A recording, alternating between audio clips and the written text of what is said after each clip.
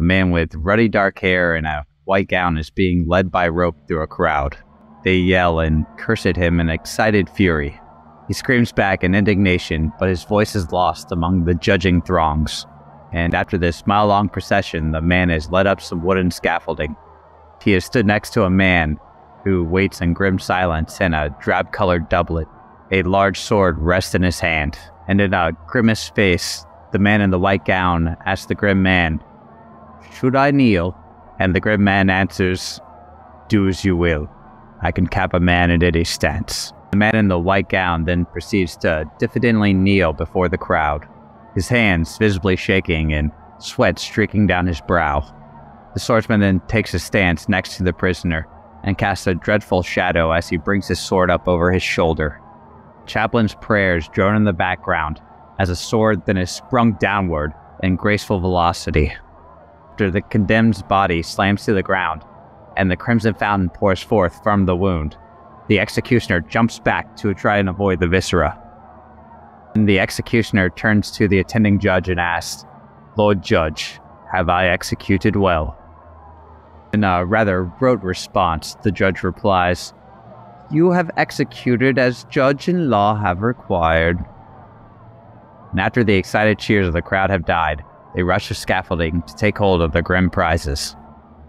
And today we're going to talk about the swordsman of that story. He's possibly one of the greatest executioners who ever lived.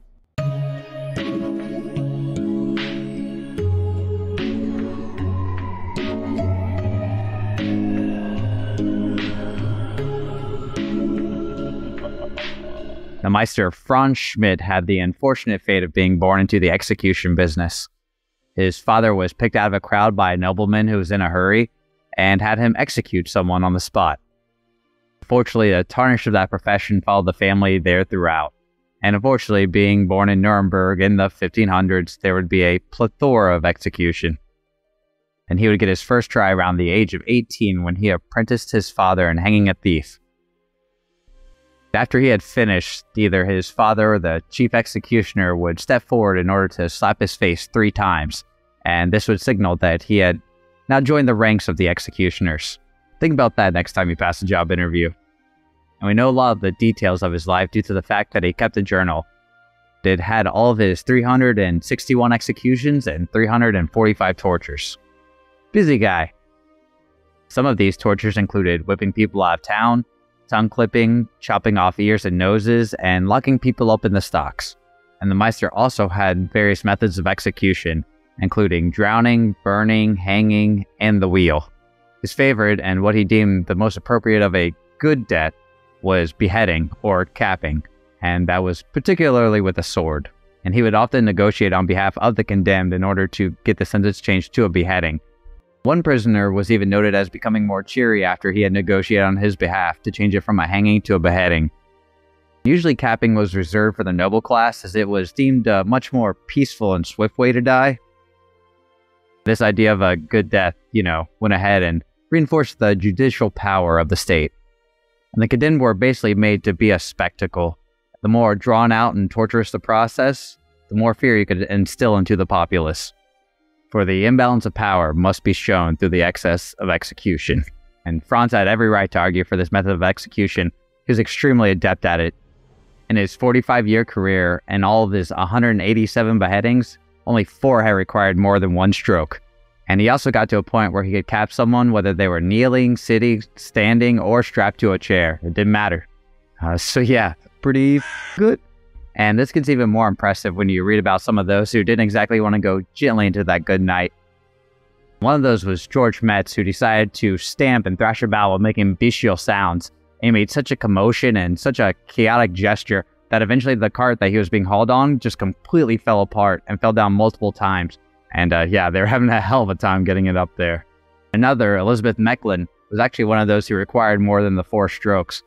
And she was feeling so badly that actually required him 3 strokes in order to behead her. I think my favorite of these that I read about was Leinhard Durling. He was an arsonist who was given alcohol the day of his execution, and he just kept drinking and drinking and getting more and more drunk, and was just completely piss drunk, as he was also pissing on the scaffolding later once he was brought up. Then after he tried to fight a few of the guards, he decided to take another swig from his bottle, And apparently the swig lasted so long that as it was drawn to his lips, Franz managed to take his sword and behead him as he was drinking. I mean, how's that for efficiency? Swordsman would use a blade that's about 3 to 4 feet in length, or about 1 meter. Weighed roughly about 4 pounds, or about 2 kilograms, and had a blunted edge. So yeah, only chopping on this one. So the executioner would bring up the sword in a golf-type swing, and then bring it down between the 2 vertebrae in the condemned's neck, completely severing it from the rest of the body and decapitating them. The executioner usually tried to get out of the way of whatever geyser of gore was about to erupt from the victim. And the executioners were also usually tasked with the cleanup afterwards. It's pretty unique, though, that Franz's voice actually carried so much weight. Usually executioners and those with similar dirty-type jobs were considered prized to the community and were mostly shunned by others just because of the jobs that they carried. It seems that the Meister's proficiency at his job and also his pious and stoic demeanor seemed to garner him respect among both the classes. And he was eventually given a house on the river where he married the chief executioner's daughter and had 7 children. Look at him, sleeping his way to the top. With his profession usually being associated with the criminal element, it may have actually been this position that he carried that helped him speak up more for the humanitarian approach as far as execution. Also lessening the pain of those being executed. You know, at least within this funhouse world of horrors that he lived in. So today I'm gonna go ahead and leave you with a really strange and weirdly wholesome story for a good idea of who Franz was.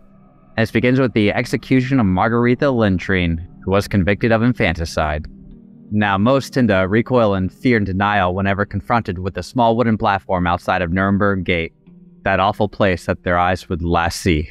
And when Margaretha first saw the platform, which, you know, most likely had the remnants of the previous executions there, she did as most of us would do, which is recoil in complete fear. But then soon after that, she started to gather herself and actually say prayers. And then as she was saying those prayers, she had made it up to Meister Franz. And that's when she turned to the crowd and started to bless and ask for their forgiveness. Then, after this exchange, and without being asked, she sat down on a chair and kneeled over, presenting her neck. And this led to Franz lauding Margaretha for her bravery and virtue of dignity in death, extolling her for the same stoic resolve that he himself possessed. It was this humanitarian side that had me wanting to learn more about Franz. This was a time whenever executioners would actually wind up on the blocks themselves if they took too many strokes in order to behead the victim. And the fact that he would actually stick out his own neck for the lower classes just so they would suffer less, that, I don't know, says a lot to me. It seems that he had a decent understanding of the terrible world that he lived in and also the unfortunate hierarchy that he was chained to. I appreciate him trying to use those macabre talents in order to lessen the pain of others around him. So yeah, thank you, Franz. And also, thank you everyone for watching Shadows of the Past. Be safe, everyone. Hope you all have a good night.